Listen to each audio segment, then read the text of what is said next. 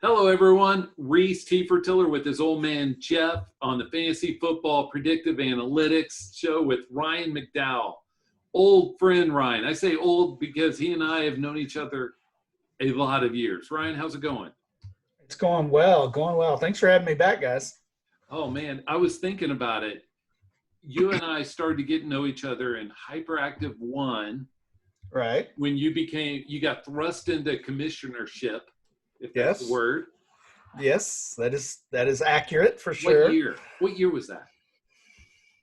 Was that 06, I think? Maybe.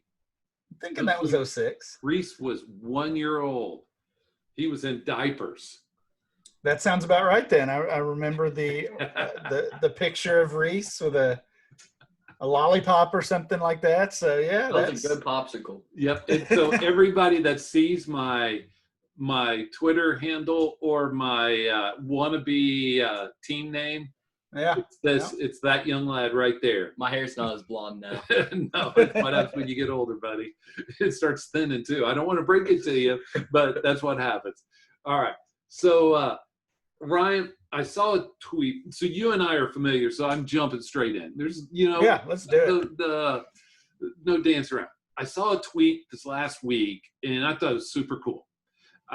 Somebody in the fantasy community. So people that don't know this, the McDowells and the T. Fertillers are friends outside of football. Yep. McDowells have traveled through the great state of Oklahoma, stayed at our humble abode. We know the McDowell children and Aaron, and I saw a really cool tweet where someone in the community set up a league to help with Gray's tuition. You want to tell us about that? Yeah, absolutely. So our youngest, Grayson, if you follow me on Twitter, you probably know Grayson already. I tweet about him occasionally, but he has Down syndrome, and when it was time for him to go to school, we found a private school that catered to students like him with those special needs, and it was a place we were excited about. But I mean, honestly, any kind of private school, of course, it was pricey. And I remember, obviously, it's always, it's kind of a struggle. Like, how are we going to make this work? And we were doing our best, and things were going okay. And this is back 2 or 3 years ago, and I get a message from a guy on Twitter. I was familiar with him, but we hadn't interacted a ton, really. We weren't in leagues together. It's Pat Wright, at Pat Wright QB on Twitter, and he said, basically, I was really touched by some of what you've shared about Grayson, and I'd like to help out. And a few minutes later, I got some money in my PayPal account. And every year since then, Pat has organized a fundraiser to help raise some money to go towards Grayson's tuition at his school. And man, just so appreciative. I mean, obviously not only for the money that helps, it's nice, eases things a bit, but I mean, just the generosity of people essentially helping out strangers.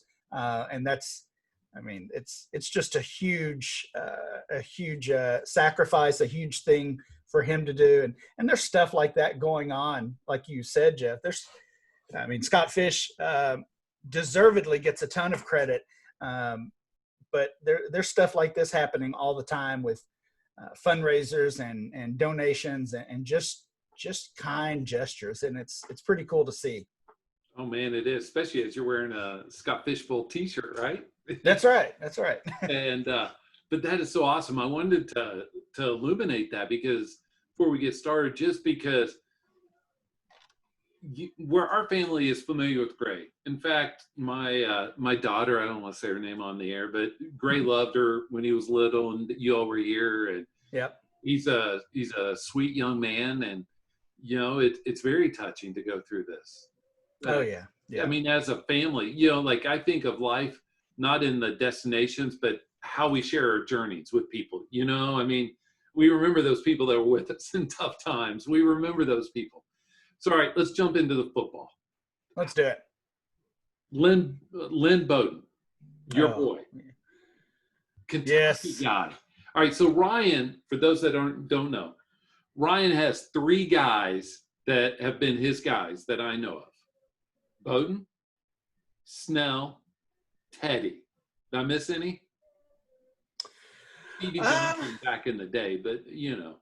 Yeah. I mean, pretty much anybody who comes through Kentucky, because we don't get too many. We don't get too many NFL relevant guys. We're definitely not Alabama or Clemson or Ohio State. So any of those Kentucky players that look like they're going to be able to maybe make an impact or have a role, I certainly get excited about. I mean, Randall Cobb, it's been him for a long time. And then as he started to slow down, into the league came Benny Snell, had an awesome college career for Kentucky, and didn't really get it done in year one. We'll see. I'm not giving up on him yet, but I was, and honestly, last year I was kind of proud of myself because I didn't go all in on Snell. I didn't reach for him in rookie drafts. I wasn't trading back in, making sure I got him. I ended up with him on a few of my teams, but not a ton. And I felt like I had realistic expectations and understanding of what he might be. That was not the case this year. I was all in on Lynn Bowden. I saw what he had done as a receiver, as a runner. And then he got that draft capital. We weren't sure if he would get that. He gets the draft capital on day 2. They announce him as a running back. I was a little unsure about that, but I was on board. I was ready to go with it. And then, of course, the news today that he was traded essentially for a pick upgrade. And I mean, that tells me he was not making the Raiders roster. They were taking what they could get at that point. So kind of taking the situation out of it are the Raiders better or the Dolphins a better situation for him? It's just kind of a bummer that his career is not off to a great start. It's all right. He's got time. At least there's not Jordan Howard and Matt Breida are not the beacons of health in front of him. And that's true. I think they're going to play him. It sounds like they're going to play him at wide receiver though. So, but you can say the same about, of course, Preston Williams coming off the injury, Devontae Parker, looks for real. Finally, it took several years. He looks like a solid first option, but it's very thin after that. So the trade does, if they like him as a wide receiver, the trade makes sense. Albert Wilson opted out. I think they had another one opt out as well. I'm blanking on his name. No comment. Yeah, I know. Anyway, I know they had a couple of receivers opt out, and really, I mean, they don't have a third option. So maybe Bowden could be that wide receiver 3 for them. He offers depth at 2 positions. So with, as he said, Howard and Breida aren't exactly the most Zeke in health terms, but if they both end up going down, they have a running back to replace him. Albert Wilson has some complications in his knee, or Parker shows what he did the previous 3.5 years of his career. They have a backup option too. So I think the Dolphins are a better situation than, say, being stuck behind either Josh Jacobs or Ruggs, Edwards, maybe even Tyrell Williams before this. Plus, he could be their emergency quarterback because Fitzpatrick and Tua, So diving back in. So Snell, I will say I have him on my Football Guy subscriber team. That contest, just because he's only $4 and he could hit, right? I mean, it's all upside. You're playing against tens of thousands of people, all upside. So let's talk Teddy. And so I bring up Teddy only because young lad here, through your kindness, wrote an article on for DLF. Yes. And Rhys is a big Teddy fan because of – and you are too. Yeah, I am too. But Joe Brady, great. Set it up. Rhys wrote this, and Teddy has his own section in here. That's how much you like him. But they have Joe Brady, who made Burrow, not the average LSU version, not the Ohio State version, right? Right. He made him a great version into the national championship, Heisman League winning quarterback, and he's now with a with a good prospect, arguably better weapons with the best all-around running back, solid wide receiver 1, and 2 solid wide receivers after that, plus a very athletic tight end. So he has a similar situation as he did last year. And I believe it was Jeff Hasley on our first podcast pointed out the place Teddy struggled with was the red zone. And that's where Brady improved Burrow the most, was in the red zone. So Bridgewater could be a very solid play, especially as he is roughly the same age as Carson Wentz. The other part to me, Ryan, about that's pro Teddy is they have a bad defense, and they're easily the worst team in the division with 3 passing teams. He's going to – for all the people that like Gardner Minshew, I would like them to pivot over to Teddy because they will at least score touchdowns, where I'm unsure whether Jacksonville will. Yeah, I think that's all a great point, all very well said. I mean, the best thing about Teddy from a fantasy perspective is his price has not really gone up. I mean, he's still super cheap, whether you're playing redraft, whether you're playing dynasty, whatever. You can get him near the end of your draft. You can trade for him pretty easily. I think, Rhys, a lot of what you pointed out in the article, what you pointed out in the book, what you just mentioned, all goes to Teddy likely having a career year. I mean, this is easily the best situation he's been in as far as the offensive system, as far as the weapons surrounding him. So I think it makes a lot of sense to be excited about Teddy this year. What's his Dynasty ADP? We can find it. It is down there. He's certainly outside the top 25 quarterbacks. Wow. Yeah. Right around there on redraft too. Yeah. I thought you'd have them all memorized, Ryan. You know, I used to because sadly I collected that ADP. Jeff, you and I have probably had this conversation, but I basically collected that ADP manually and typed every pick into a spreadsheet. And somebody finally came and said, "What are you doing? There are better ways to do this." And so I don't know it as well, but I save a lot more time. He's quarterback 27 in our latest ADP over at Dynasty League Football, 216 overall. Jeff, you talked about Gardner Minshew. He's going right behind Gardner Minshew. And, of course, Minshew is younger, but I think we can look at everything that Jacksonville has done, and I mean, it's become the common narrative for a good reason, though. You know, they're staring Trevor Lawrence dead in the face, right? This is not Gardner Minshew's team. And I mean, I guess potentially Teddy could get replaced too. But, I mean, if you ask me who has a better chance to be the 2021 starter for their team, I think that's Teddy Bridgewater between those $20 million man. $20 million a year man's probably going to get the job over maybe $1 million man. Yeah, not even that. But plus, Teddy signed his money's guaranteed for 2 years, I think, right, Ryan? And I think that's right. Yep. And so, you know, Teddy's given a 2-year leash, and you could say the weapons in Carolina, especially if you include McCaffrey, are better than what's in Jacksonville. You could say that they're going to be in, you know, when you're playing against Atlanta, a shootout. Tampa Bay, it's going to be a shootout. New Orleans is going to have their number. They're going to have to pass a lot to come from behind. And so, you know, those 6 games plus the rest of their schedule, you could make a case for Teddy. I mean, let's look at it a different way. If he finishes at quarterback 18, that's a great return on your investment, right? Yes. Yep. I would agree with that for sure. And the difference between quarterback 27 and quarterback 18 is like a half a point a game or something small. He doesn't have to play that well to be a middle to high end quarterback too. And especially, so Ryan, I'm going to prop Ryan up. He didn't know this is coming, but Ryan runs a lot of leagues. The hyperactives and the kitchen sinks, there's 10 leagues that are between them that I play in. I'm only in 9 out of those 10. But Ryan's the commission, does a great job. And the kitchen sink leagues are super flex. And Teddy's super cheap in those, Ryan.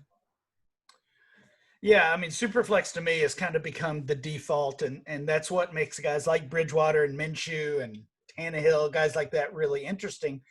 Otherwise, they probably don't even, we probably don't even need to spend much time talking about them. But yeah, you're absolutely right. Even in those Superflex leagues, Bridgewater is still fairly easy to attain, whether it's draft or an existing league in trade. And it just doesn't make sense. I think he's a solid quarterback to every week. Yep. They have an easy schedule because Yeah. division is pretty easy.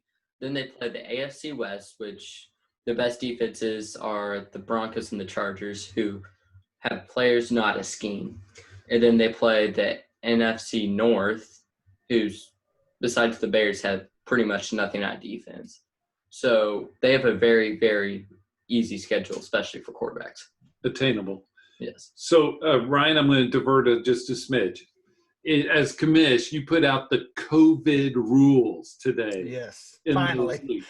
long overdue, yes. You and I talked about them, and you know what I'm most thankful is between when we first talked about them until now, the possibility of them being a big issue has reduced, taking the pressure off of the beloved commish from having to worry about having an answer for every situation.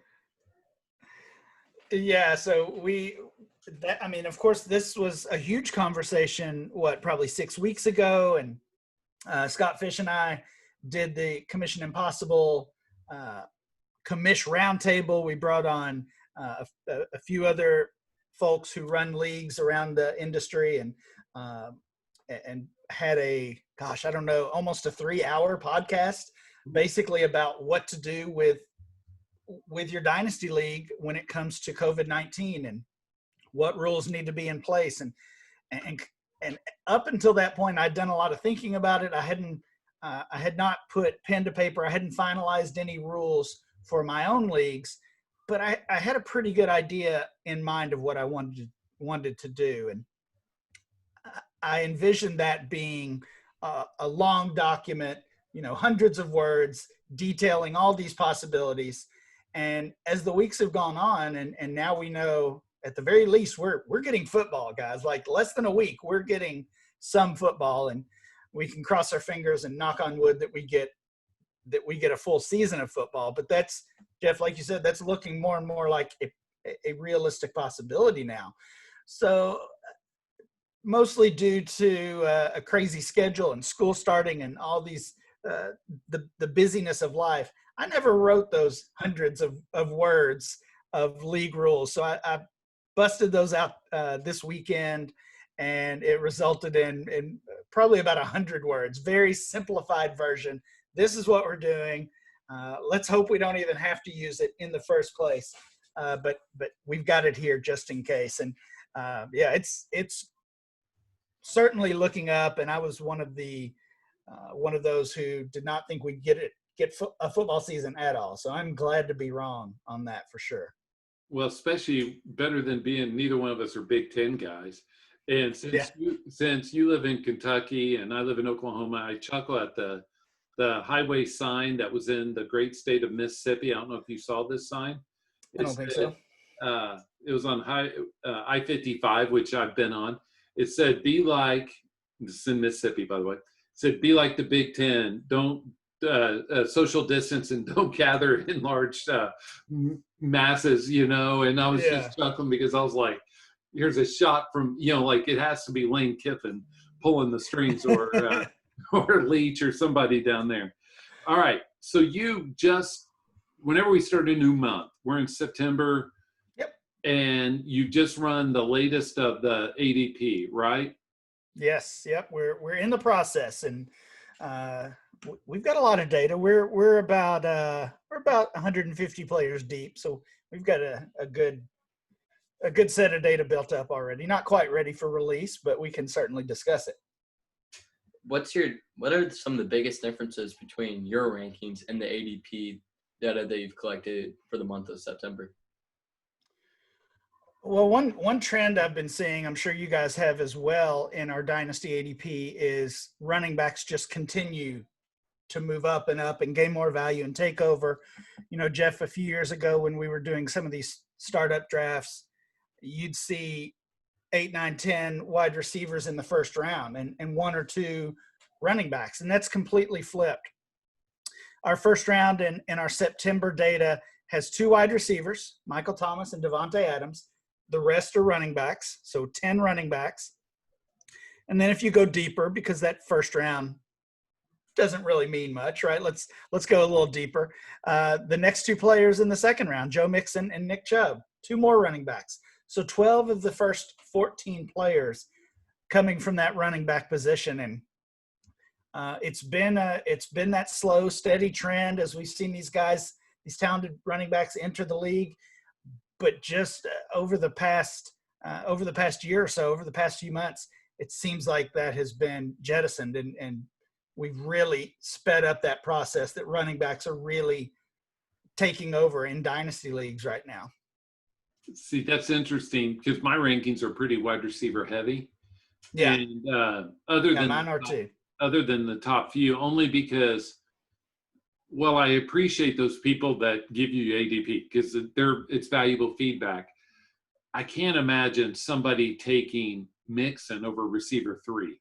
Or, I mean, if they're having to live with this team for 3 years, or if I'm Adams owner and somebody offers me Mixon, I kind of chuckle, right? I'm like, no, I'd rather have Adams because I know that Rodgers is going to force feed him the ball.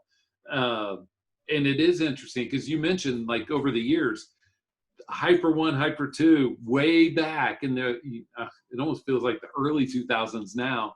Yeah. It was heavy running back. And then it moved to heavy wide receiver, and now we're seeing it move back to running back, right? And it's just a dangerous game. I think you play with the running back. One reason we saw that trend, that shift to wide receivers, is because the lifespan as far as an NFL career of a running back is so much shorter. I was looking back at our September data from 1 year ago. On DLF, and I pointed this out on Twitter recently. Kerryon Johnson, Le'Veon Bell, Todd Gurley, and I think there was one more, James Conner. All 4 of those guys were second-round picks in dynasty startups 1 year ago. And I mean, we've seen what has happened with them since, right? 3 of them have totally fallen off in value. 1 of them has essentially been replaced by DeAndre Swift. We'll see how that works out. But certainly all 4 of them have lost a ton of value. And I didn't even mention this on Twitter. In that same data set, David Johnson was a first-round pick. Yeah. So same story with him. And it feels like we can sit here now and say, well, it was easy to see that coming, right? we knew that. We knew that at the time, but we didn't because people were taking those guys there. So, you know, if you look at this year's first and second round, who's that guy this year? Maybe it's Aaron Jones. He's 212 in our ADP right now, 24th overall. Is he going to be a first or second round pick next year? I don't think so. I think he's almost certain to lose some value and maybe as much as some of those guys we just talked about. Yeah, and that's interesting just because you have such an interesting perspective because you've seen the life cycle, right? I mean, you've seen the ups, the downs, all of this. So Ryan, here's a loaded question. So of all the leagues that I play in with you, you mentioned Tannehill. I pat myself on the back on this one. You'll laugh. So in all your leagues, I'm in 9 of them, made the finals in 4, which was great. Only won 1 because I faced you in a couple of them in the finals. The guy in the Yankees hat won those. But the only one I won is it was on a team. It was coming down the stretch. Roethlisberger was hurt. Newton was hurt. And I was just scrambling at quarterback. So I trade a 3rd rounder for Tannehill, and he brings me home, right? And, you know, for all of the love, rightfully so, that Mahomes, Dak, and Lamar had, there weren't that many league winners with those guys. You know, there were a lot of Tannehill and teams that scraped by. So all I would say is even in 1 quarterback leagues, you can get by with the Roethlisberger, Tannehills, Newtons kind of guys a lot more than you think in one quarterback leagues if you're stacked elsewhere. You want to take me to task on that one, Ryan? No, I would agree with that. I mean, like I said, super flex leagues have almost become the default for me, certainly the preference, and it's partly because of that. Like you look at these leagues that are one quarterback leagues, and if you don't have one of those top 2 or 3 guys, it doesn't really matter. Just wait, and that's where guys like Bridgewater and Minshew and Tannehill become really interesting, because you can get them for next to nothing. So, and it just becomes it's like, why pay up? I mean, in Hyperactive 1, Jeff, that we're in together, I think that was one of those that I got you in this last year. I've got an iffy quarterback situation. Like, I've got Drew Brees, which is great for the short term, and I've got some question marks after that. And all off season, I'm getting peppered with trade offers from this other team, and they're trying to sell Kyler Murray. And I love Kyler Murray. I've drafted him in the first round in super flex leagues. I've got him. I think I rank him quarterback 3 in Dynasty. Like, this is a player I would love to have, but he wanted a good wide receiver and a pretty solid young running back. And it just kind of became, what's the point? I've got Brees. I'll figure it out. I've actually got Teddy in that league, I believe, Rhys. So maybe I should feel better than I do. But quarterback in those leagues just almost becomes, an afterthought. Which that's why super flex leagues are so much better. They become like a kicker or a higher scoring kicker or defense, because you only need to start one of them, and you got 32 options. Yeah. Fitzpatrick's even carried me through some stretches, and I have him starting in one of my leagues. And by the way, just so people know, Ryan's team in that league, mine's really good. Ryan's is very good. And so anyway, I don't want to embarrass you by making you read off how good that team was. But let's talk Dynasty ADP, since it's your wheelhouse. Who are some of the players that let's not talk injury, let's not talk the Fournettes, Gurleys, the easy ones. But who are some of the players that are really moving up or really moving down in the Dynasty rankings or Dynasty ADP? One player that I've noticed with a big jump, he is currently being drafted 9th overall. This is easily his highest ADP ever. And I don't think it's a safe situation that he's going to stay there, is Derrick Henry. What we see with our data from time to time is that it's influenced by the time of the year it is, right? And this time of year, everybody's ready to submit their lineups, lots of redraft leagues going off. Maybe that's our mindset. And we see those veteran players, maybe those short-term assets, players that are not typically valued as highly in dynasty leagues. We see them start gaining some value in our ADP.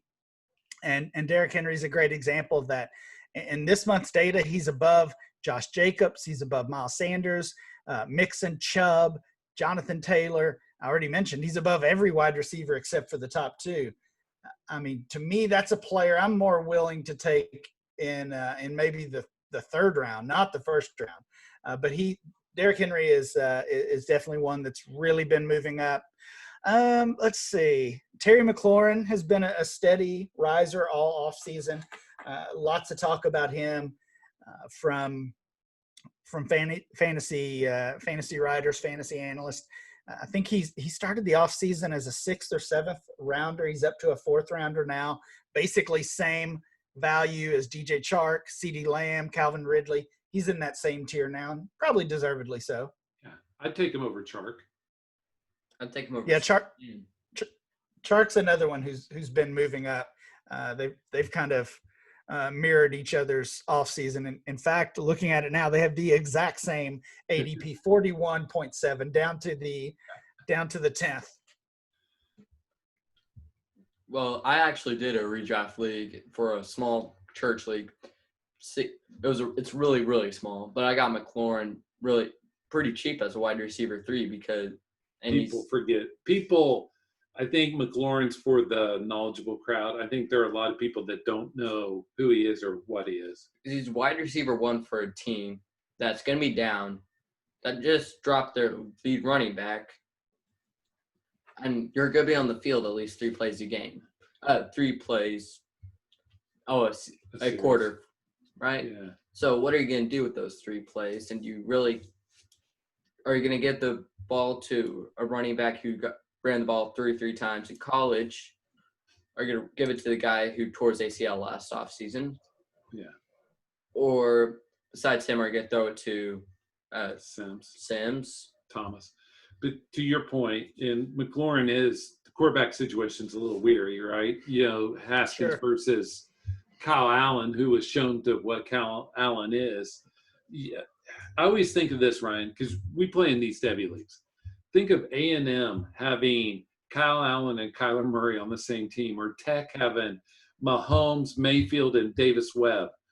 And how do all 3 of those guys go to Lubbock, Texas, and then all find their way, besides Mahomes, find their way out and then in the NFL? It's just crazy to me. So McLaurin, do you think he's going to continue to rise? I think he's got a little more room to grow at that 4th round ADP. I mean, you look at the 3rd round wide receivers, Kenny Golladay, Odell Beckham. I think it's a conversation between those guys and McLaurin. So,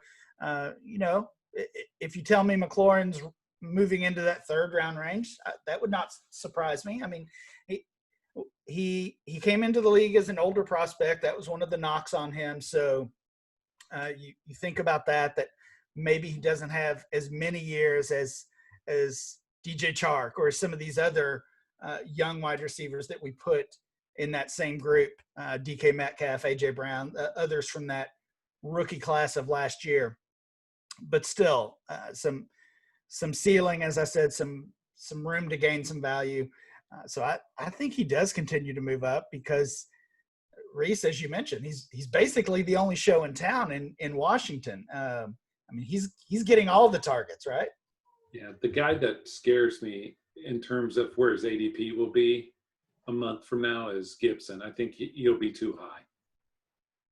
Yeah, probably. I wanted to see where he was at here because we started these, Jeff, like you mentioned, we start them at the 1st of every month.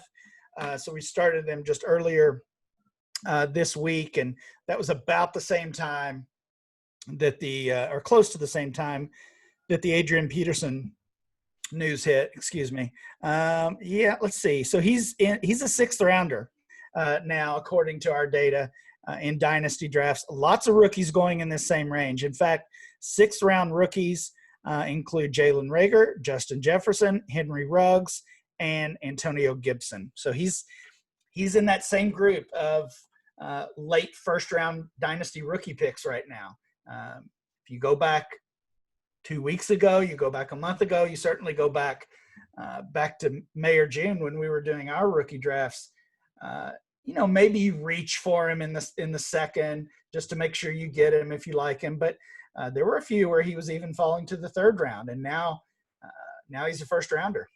Late 2nd, early 3rd, I chose Darrington Evans over him 2 times in the hyperactives. I'm still okay with that because I like Evans. Well, yeah, and that just shows where the value was at that point. And yeah. To Rhys's point on that. All right, so I'm going to pepper you with a couple of guys, and Rhys will take turns on whether Ryan likes these guys in Dynasty. I'm going to start with one of Rhys's boys, Russell Gage. You like him? And how's his Dynasty ADP looking? He's free, so that's good. I like that. I think Atlanta's going to throw a ton. Yeah. And they have no depth, right? They have nothing at wide receiver 3. Honestly, I mean, guys, it was a little bit of a sad day. I already talked about the Bowden trade. I had actually talked myself into somehow Laquan Treadwell being a thing. We saw the disappointment that he was in Minnesota, and I thought, a fresh start, Atlanta. We think of Atlanta typically as a better pass offense than Minnesota. No competition. I was telling myself, no competition for this wide receiver 3 spot behind Julio and Calvin Ridley. And then I see the news this morning, he gets cut. Couldn't even make the 53. It's probably time to give up any hope we had for Treadwell. But that says good things about Gage. I keep wanting to call him Justin Gage. Jeff, you remember? Yep. You remember Justin Gage several years ago? Yeah, I always call him Justin Gage. Russell Gage. And in Dynasty, really in redraft, he's totally free. So a great guy to stick at the end of your bench if you have deep rosters and see what happens. But when Calvin Ridley's got hurt last year and Ridley got hurt the past couple years, Gage got over 30 targets in the 4 games that Ridley missed time. So if Ridley gets hurt early in the season, Gage could either one, as Julio's 31 and had injury problems early on. Either one get hurt. Gage could move up into low-end wide receiver 2 territory. Yeah, and Hayden Hurst has had some injury trouble in his career as well. So I mean, you don't want to tell the story with injuries, but like I said, Gage is just so cheap, and I think that offense is just going to throw a ton. So why not target him? So one of the things about Dynasty, this is my theory, is the bottom quarter of your roster should be all upside guys.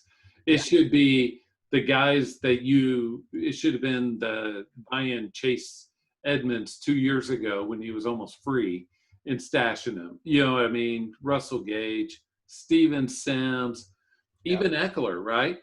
And so Eckler's a guy who is higher in redraft than Dynasty. Dynasty circles kind of look at him like he's a little bit old, but who knows? But he was free for some people back then.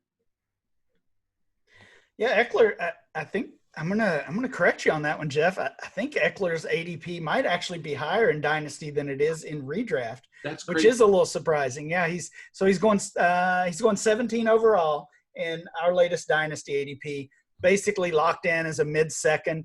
And you know, I'm not going to assume that this ADP represents all of Dynasty, but you're looking at him somewhere in that from mid-second to mid-third round range, and that's really basically about where he's going in redraft as well. In that mid-second, I think I got him in a couple of redraft leagues late in the second round, early in the third round. So pretty similar, but yeah, just, you know, you want to make room on your bench, on the end of your roster for guys like that you just want to take a shot on, want to see what happens. And usually, this was the case with Eckler. Usually we know pretty quickly. Yes. I mean, he didn't come in and take the job from Melvin Gordon. Nobody expected that, but he showed flashes, right? He showed enough to obviously stay on the Chargers roster and earn that spot as a UDFA, but he showed enough to stay on Dynasty rosters as well, and we know what happened from there. The other thing is, I think the lack of preseason games will hurt this year's UDFA class. Even the ones blast from the past. Preseason's what pushed Marquez Colston on our radar. It pushed us Victor Cruz on our radar a year before he broke out. I mean, it's had a lot of false positives too, like David Montgomery. Because last year he was higher than Josh Jacobs in redraft ADP. Yeah, and they both towed the rock the same amount of times, except one was a lot better than the other. Yeah, I was just talking about that Dynasty owners see all these guys, Rhys, that flash just a little flicker in preseason and they grab them all. Jeff Janis was a false positive. All of those situations. Matthew Stafford's a false positive for COVID too. Yeah, I know, but that's a different story. Oh, we got 14-year-old humor coming at us. Rhys, who do you want to ask Ryan about? So Dad and I we've had this debate with lots of people on this podcast. So let's hear your opinion on Nick Chubb. Rhys is way too giddy tonight. But anyway, go ahead, Ryan. Nick Chubb, Rhys is for him because he thinks Stefanski's going to help the running game, give him more carries. I'm more of Chubb's good, fine, but Kareem Hunt also needs to be calculated in. They performed pretty similarly down the stretch after Hunt came in. My view is the pie's pretty split. Rhys's view is The pie's bigger. the pie is bigger than what I'm considering. And the pie is more centered around to Chubb's skill set than, let's say, Hunt's. And one of the main reasons why people think Hunt was such a good skill set is the same reason why we're so high on CEH this year as well. Andy Reid. Yeah. Yeah, so I think, and I kind of hinted at this earlier, I think you invest in running backs, and one reason we're seeing the running back shift in Dynasty is because so many elite, talented backs have come into the league over the last 5 years. And, I mean, that includes McCaffrey and Barkley and Zeke and Kamara. And at some point you say, where's the line for elite versus they're just really good, right? And I think Nick Chubb is more in that really good category. And I don't think he falls off like we were talking about those guys earlier, like James Conner and guys like that. I don't think he completely tanks his value over the next year. But I don't think he has the upside to be that top 5 dynasty running back. So where he's being valued and drafted right now, top of the second, maybe late in first, if you find somebody who likes him, that's fine. That's fine. if I'm investing one of those top 2 round picks in a running back, I want it to be a guy who I think can be elite. So Jeff, I mean, going back to the earlier conversation, that's why I agree with you. I've got those running backs. My top 4 or 5 are probably running backs. But after that, I would just want to hammer wide receivers because those are the guys who I see having that long-lasting value rather than using a second-round pick on Aaron Jones. I mentioned him earlier, or even Eckler. I mean, I love Eckler, but I'm not spending a second-rounder on him. So let me Ryan and I have been at this a long time. The one thing that I know to be true, especially in Ryan's leagues that have a lot of flex positions, is those receivers that we're talking about produce similar numbers to those running backs, and they have a longer career. And so if I am in a dynasty startup this year and I have the 1-9, 110, 111, I'm trading those bad boys out. And I'm going to try to get as many late seconds, third rounders, fourth rounders, fifth rounders as I can get. I'm not, you mentioned third round receivers. I'm not a huge Beckham or Galladay fan, but if I can get 2 of those instead of Chubb or somebody like that, a running back at the late first, I'm going to do that in a heartbeat because I know that once things solidify, nobody would ever make that trade, right? In our established leagues, nobody would ever give you 2 really good receivers for one of those running backs. And so you might as well take advantage of that value disparity. Is that where you are?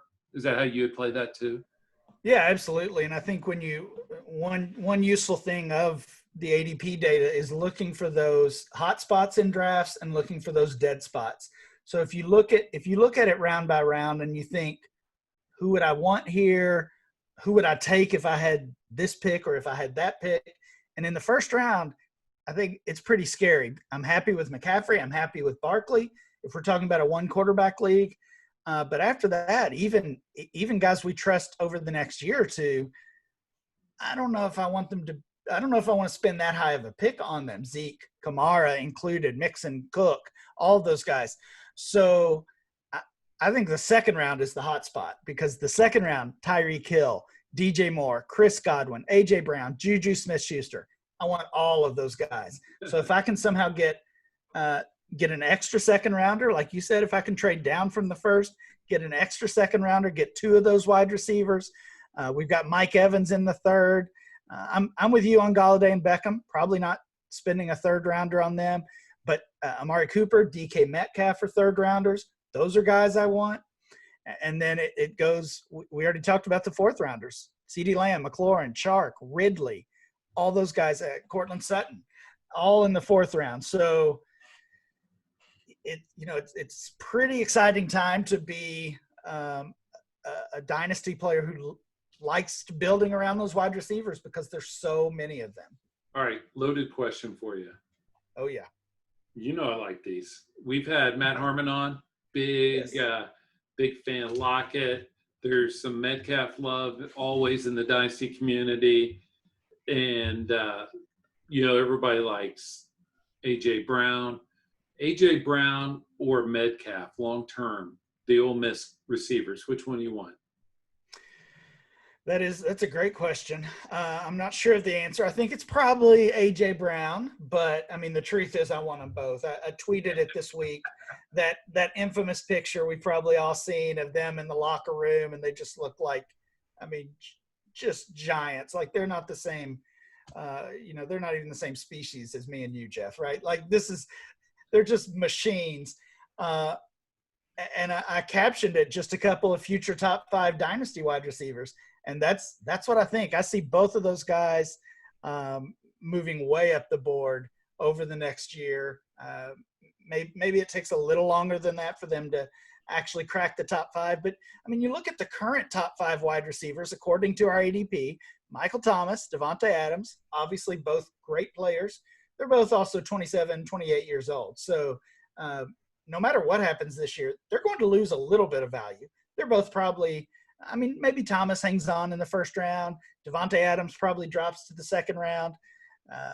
And then when you go deeper than that, Tyreek Hill, DeAndre Hopkins.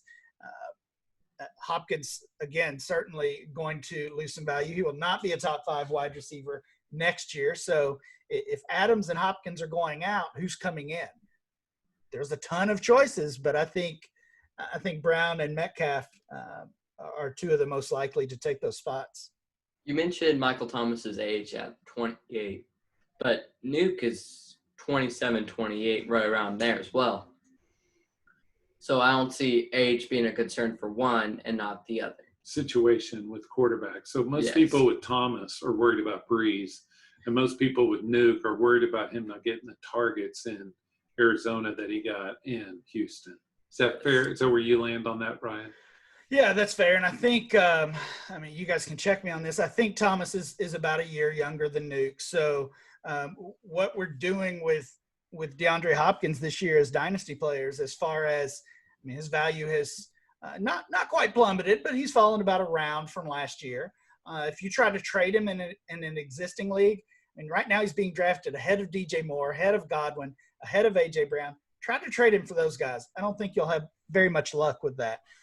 So what's happening with Hopkins right now this offseason probably is what's going to happen with Michael Thomas next year.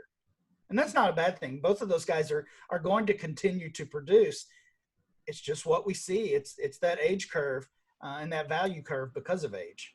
I would even argue that a year from now, maybe 2, it'll happen to the Tampa Bay receivers as uncertainty around Brady pops his head up.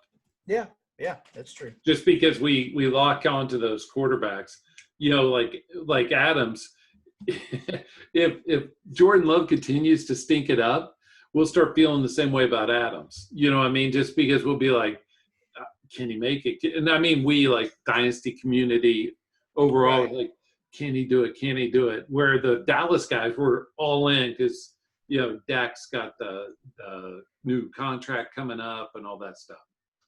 Yeah, I do feel a little safer about Thomas when it comes to the quarterback conversation, just because as much as I love Drew Brees, and obviously one of the best quarterbacks ever, even when he moves on, and that's probably happening at the end of the 2020 season. I think we should expect that. Even when he moves on, he's got Sean Payton still, and I think that's a big piece of that New Orleans offense, obviously. And it's faith in, because I think back to this, right? Do you remember when Dante Culpepper was trying to decide and New Orleans didn't want him and Miami didn't want Breeze? So Sean Payton gets lured away from Dallas. Dallas chooses Jason Garrett over Sean Payton. And Miami chooses Culpepper over Breeze. And I think about all those what ifs, right? And am I wrong on this? No, you're totally right. It's just it's crazy to think about it now, but New Orleans, New Orleans was doing something right to lock onto both of those guys at about the same time. Yes. All right, couple more. Rhys, you got one? Or you want me to throw one over the wall on him? You throw one over the wall All right. on him this time. So Ryan, I'll tell you, I have a bias about tight ends, and right now in Dynasty, I think the top 2 or 3 are overpriced because once you get in 2 or 3, you could add 4 with Ertz. I don't, wherever that line is. Mm-hmm. But it's because we don't have faith in the Hunter Henrys, Evan Ingrams, whoever else afterwards. So it makes us overvalue the top guys. Not that the top guys, we looked at expected production, would be that much over Jarwin, Hawkinson, Herndon, whomever, Hooper, Hurst. But we press them up. I mean, I bet is Kittle and Kelsey, they're like second round Dynasty ADP, right? Yeah, basically Kittle, especially Kittle's ADP 21 overall. Kelsey at 30 overall, so more in that middle of the third round range. But yeah, you're absolutely right.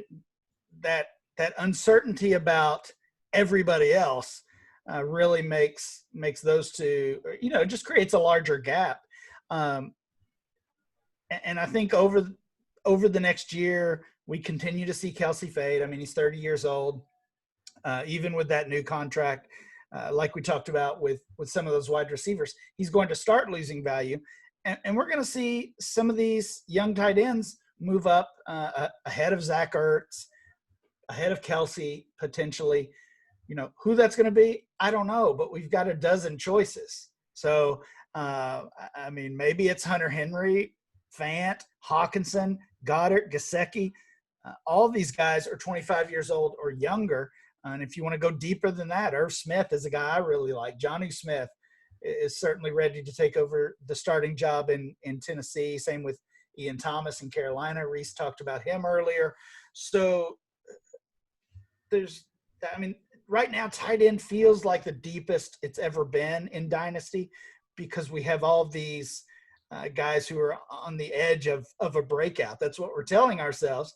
The reality is maybe a third of them really break out, maybe a quarter of them really break out, and maybe 1 or 2 of them overtake Kelsey or Ertz and become a top 5 tight end. I'll say this on the air and then go look at my lineups before it publishes. The one advice I'd give Dynasty owners is go look for Harrison Bryant on your Okay. I think I need to do that. I think that we'll see him play more. We'll see Njoku exit Cleveland, maybe even before this publishes. And so you have Hooper and Bryant. I could see Bryant. I mean, we're talking about a rookie tight end. Position takes a long time to transition. Mm-hmm. He's coming from a small school. I mean, we're not expecting year 1 production, but I think he's good. I like it. I'm looking for him on my waiver wires right now. I think he's available in some of our HAs. That's where I started. I really am looking. But anyway, I just throw that out there. I picked him up last night, Ryan. That's how I think I know he's in some of the HAs. Yeah, I mean, there was, I think, a little disappointment because he went undrafted. But you're right. I mean, they clearly aren't happy with Njoku. And it's been a rough offseason for him. He demanded a trade, then he tried to make up. He tried to play nice, and I think for the Browns, it was probably too late. I think they're probably ready to move on. So the other one is Stefanski likes 12 personnel. The other guy to look for is Tanyan, Green Bay. Not that Aaron Rodgers likes the tight end, but he's basically free as well. Yeah, Tanyan, I have been adding in, especially in those tight end premium leagues. I've liked Jay Sternberger over the last year as well. He's a guy I've got on a lot of rosters, and it's just a reminder, I guess, to be patient with these tight ends, especially these young players. But yeah, you're already seeing some frustration, and maybe Sternberger isn't even really worth a roster spot in Dynasty and things like that. So probably need to, again, be patient with these young players. That kind of reminds me of Hawk in his first NFL game going bonkers against the Cardinals, and everybody's like, "Oh, it's Hawk." When we later find out, "Oh, it's the Cardinals." Yeah, Cardinals against tight ends. You all right? Yes. The Cardinals are, they're the defense you want your tight end to play last year, right? Right, and also for quarterback as well in their strength of schedule. Yeah. Pretty much put everybody up against the Cardinals. Yeah. Yep. That whole division's going to be pretty high scoring. Yes. Even though one team's going to try to pound it down your throat, one team's going to try to outsmart you, and one team's just going to think of something to do. Yeah. So Ryan, who are some of the players? We'll end on this last question. Who are some of the players you're actively trading for, picking up, whatever? This time of year, it's the waiver wire shuffle, right? As the NFL teams do it, fantasy players have to do it as well. So, I've been looking. We're going deep here, but I've been looking for Jalen Richard on the waiver wire. He looks like is that main backup to Josh Jacobs, and obviously the pass catching back for the Raiders. Mike Davis is a guy I've been grabbing. Christian McCaffrey's back up now. That Reggie Bonifant, I really thought I thought he was going to be the guy, at least the guy to back up McCaffrey. That shows what we know. Especially, the deeper you get on the depth chart, the tougher it is because there's less reps, there's less news, there's less general talk about those players. So I was surprised to see that. We didn't see Mike Davis play much of a role after they picked him up last year. They pretty much stuck with Bonifant. But we knew news would be tough to come by this offseason with COVID and with all the differences. So those are a couple of cheap guys I was looking for. I don't know. I guess my trade offers at this time of year really become more team dependent, right? We spend all off season saying, don't worry about your team. Don't worry about your starting lineup. Just get the best players. But now it's time to worry about those things. And now I realize, my starting tight end is Austin Hooper. And how do I feel about that? Do I want to make a trade? Do I want to try to upgrade that spot? Or the same thing with the quarterback conversation that we were saying earlier. Like you realize who your starting quarterback is, and it's Ryan Fitzpatrick. So do you make a move or do you just roll with it? But yeah, most of my trade offers are turning into team dependent offers this time of year. You find out when you submit that, you work through submitting your lineup, you realize very soon how strongly do I feel about player X starting for me this week. Here's what I do, Jeff, and maybe this is just my weird way of handling my lineups. But the first time I look at my lineup each week, I don't pay attention. I don't look closely at matchups or how many boxes I'm checking or any of that. I'm just thinking I'm going to check every box. I'm going to check every player that I would want to start this week. And, if you have to start 9 and you've got 12 guys checked, you're in a good spot, right? You've got to make a decision, but you've got some good choices.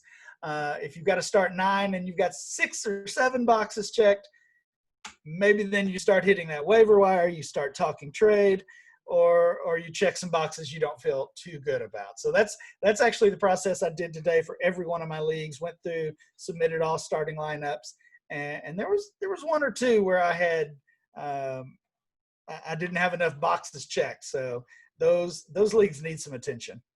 Oh yeah, and the other ones, I don't want to roll down this rabbit hole because I think it's fruitless for fantasy owners to spend as much time as we see on is like the Jacksonville running game or stuff like that, or Malcolm Brown starting. I just think that that's all noise, and the lack of preseason has made us more cognizant of calling that news when it's really noise. And the one guy that I'll throw out is Ty Montgomery. it has nothing to do with the Kamara contract, whatever. It has more to do with he obviously, the way they're talking about him, has a role. Don't know how it impacts Latavius, but he has a role. And we probably need to just take note that there's upside in that offense for the receiving back if Kamara misses time.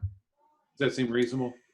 Yeah, I think so. And he's another guy that's pretty cheap to acquire right now. Might be sitting on waiver wires depending on how deep your league is. But it makes a lot of sense, and it makes sense for the Saints to bring him in because he does a lot of the same things well that Alvin Kamara does.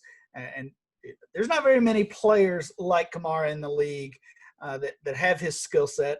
And Ty Montgomery is not one of those guys, but he's the discount version, right? He can catch the ball and can run between the tackles, can do a little bit of everything from that running back position. I mean, if Kamara were to go down or hold out or get traded or whatever might happen, it's definitely Latavius Murray seeing the biggest bump and the biggest benefit from that. But Ty Montgomery would have a role for sure. Yep. And he's the dollar store version because, I mean, we've seen him in other places. I mean, there's a reason that Baltimore kept Gus Edwards over him, or, you know, Jets cut him. Yeah, or the Packers kept Dexter Williams over him, and now they cut him. You know, I mean, like let's not put him up too high, but he is. Yeah. Ryan, it's been great. We could talk all night with you, but we thank you for giving us this hour. It's gone longer than I thought it was. Any parting shots for Ryan? Not any party shots, but this has been great. Thank you. Yeah, absolutely. Always good to talk to you guys, and love that you're doing this together. I think it's a very cool thing, and yeah, you guys are doing great.